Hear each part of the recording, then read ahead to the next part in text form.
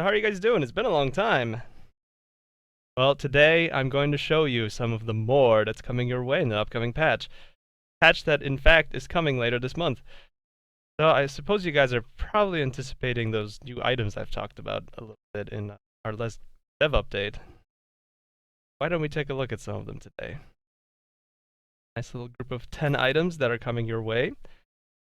These will drop from any source in the game, but you'll find them much more often if you're tracking down those new monster totems we're adding.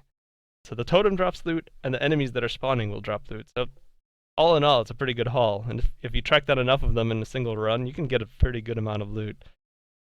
So totems are semi-random in that they have fixed spawn locations, but they select from a list of possible spawn points. So, for example, there might be a totem in Bloodgrove, but you will not find it in the same place every time you play through. It might not even spawn in Bloodgrove sometimes. It might spawn in some area nearby. In terms of how many totems there are in the whole world, I think somewhere around 40 totems can spawn.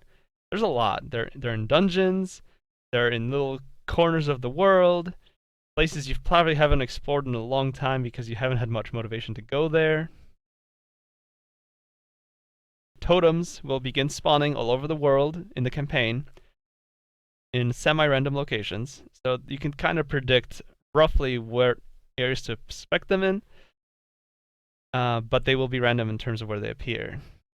There are 5 types of totems: ethereal, chthonic, beast, and beast is split into 2 subcategories because it has a Corvin beast version and kind of a general beast version. We have eldritch and undead. Each of these totems in turn has several different spawn pools with different weights in those spawn pools, which means every time you activate one of these totems, while there will be some rhyme and reason to which mobs will spawn out of them, it's not guaranteed that you will fight the same things. So every time you activate a totem, it'll be a different experience. And the loot that comes out will, of course, be different as well. Can it spawn a nemesis? It cannot. The other thing is that in addition to there being 5 different types of totems and them having 3 different spawn pools inside of them, there are also 3 tiers of totems. And these increase in terms of what kind of mobs they spawn and how difficult they are, and in turn the loot they drop will be better. So greater challenge, greater reward. And yes, the totems spawn on all difficulties. They are scaled by difficulty, so you're not gonna click on a totem on normal difficulty and get yourself destroyed by a barrage of heroes. But on ultimate difficulty, you might click a totem and say 8 skeletal golems pop out. Let's click on this totem. As soon as you click a totem, it activates, and enemies will begin spawning.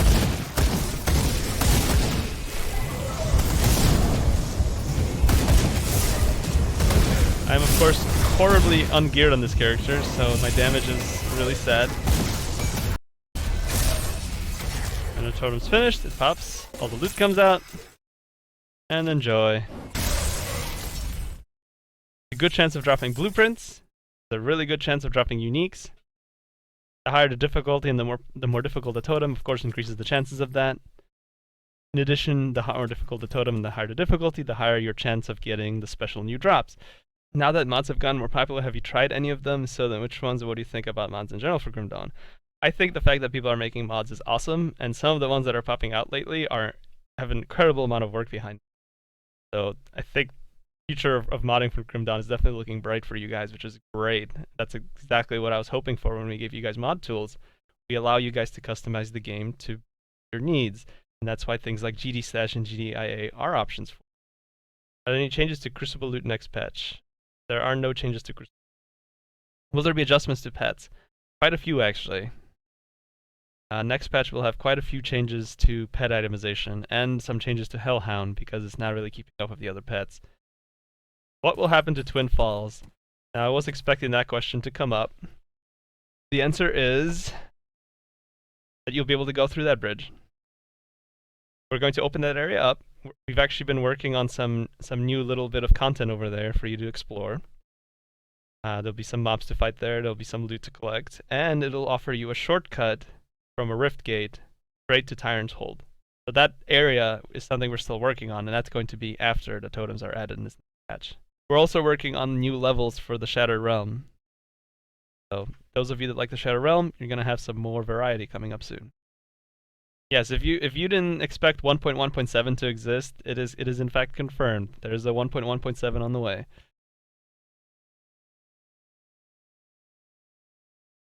Nice little group of 10 items that are coming your way. For the pet players out there,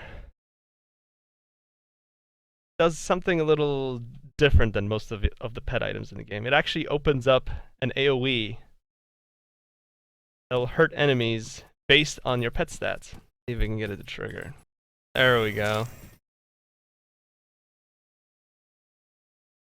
And unlike most procs that are on items, this one specifically scales with pet bonuses. Now, if you were paying attention, I did put Primal Strike on my right click right before I equipped this item, and it was grayed out until I equipped Stormrend. Now, you might recall that Primal Strike is a two-handed technique. However, not with Stormrend.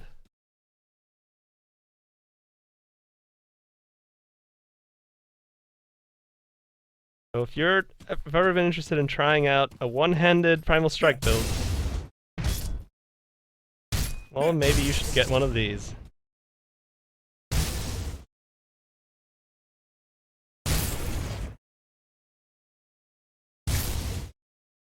For the actual stats of Stormrend.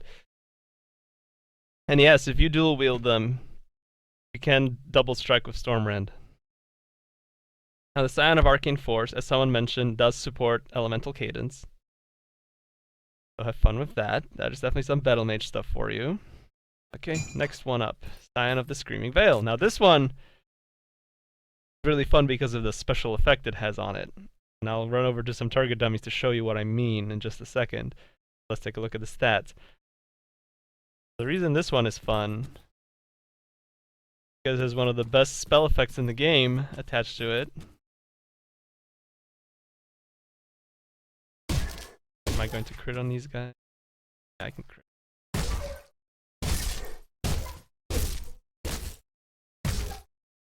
There it is. There it is. Quite recognize that ability from a certain end boss of the game. So right along the time that people were asking for Mythical Will of Fate, we actually already had this item in mind. And you might be wondering why I bring up Will of Fate when I mention this.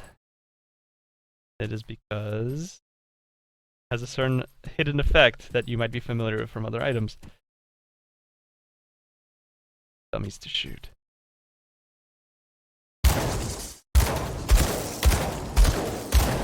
Nothing like having a one-hander just pierces through everything.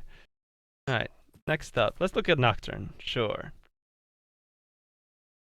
So for Nocturne, we wanted to add a little bit more support for specifically Pierce Shadow Strike.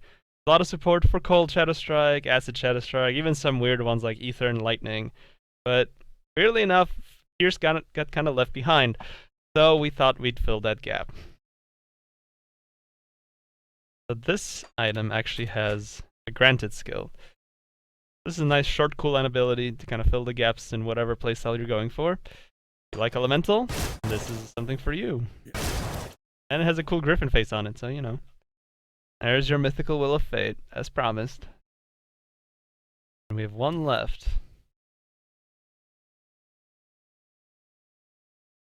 The last one we have is called the Crypt Stalker, and that is another pet item.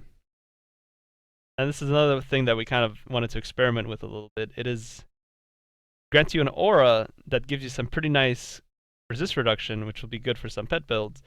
However, it has a very short radius, which means you have to get on in that action, stand alongside your pets, and support them.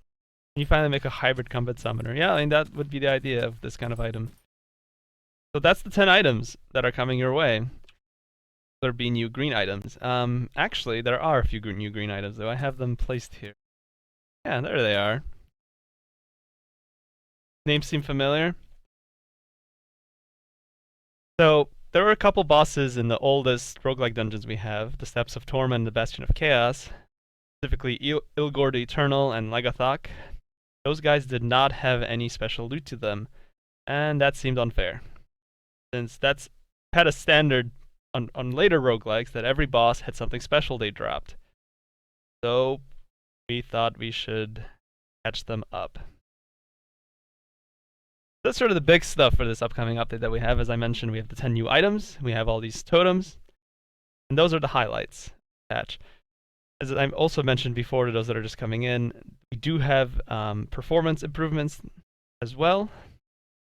So some of you might be seeing some boosts when it comes to areas that have a lot of monsters on screen. When's this update coming out? You need to know.